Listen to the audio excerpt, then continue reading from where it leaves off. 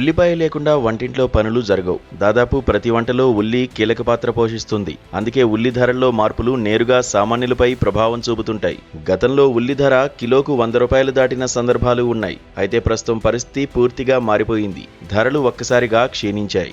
Gulf దేశాల్లో నెలకొన్న యుద్ధ పరిస్థితుల ప్రభావంతో భారతదేశం నుంచి ఎగుమతులు తగ్గిపోయాయి. దీంతో దేశీయ మార్కెట్లో సరఫరా పెరిగి ధరలు పడిపోయాయి. కానీ ఈ పరిస్థితి రైతులకు తీవ్ర నష్టాన్ని తెచ్చిపెడుతోంది. పంటకు సరైన గిట్టుబాటు ధర లేక రైతులు ఆవేదన వ్యక్తం చేస్తున్నారు.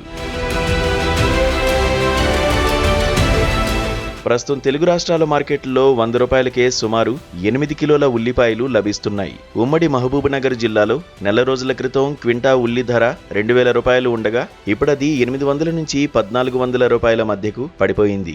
ఈ ధరలు రైతులకు తీవ్ర నష్టాలను కలిగిస్తున్నాయి. పండించిన పంటకు ధర లేకపోవడంతో రైతులు ఆర్థికంగా దెబ్బతింటున్నారు. కొంతమంది రైతులు రవాణా ఖర్చులు కూడా రాకపోవడంతో ఉల్లిపాయలను రోడ్ల పక్కనే పడేసి వెళ్లిపోతున్నారు. కనీసం పొలం నుంచి మార్కెట్కు తీసుకువెళ్లే ఖర్చులు కూడా రావడం లేదని వారు వాపోతున్నారు. ఇక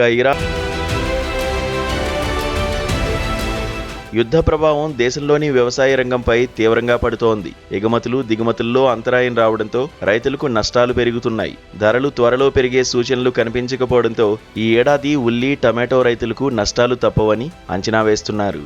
ఈ పరిస్థితుల్లో ప్రభుత్వం వెంటనే స్పందించి రైతులను ఆదుకోవాలని వారు కోరుతున్నారు. కనీస మద్దతు ధర కూడా అందడం లేదని రైతులు ఆవేదన వ్యక్తం చేస్తున్నారు.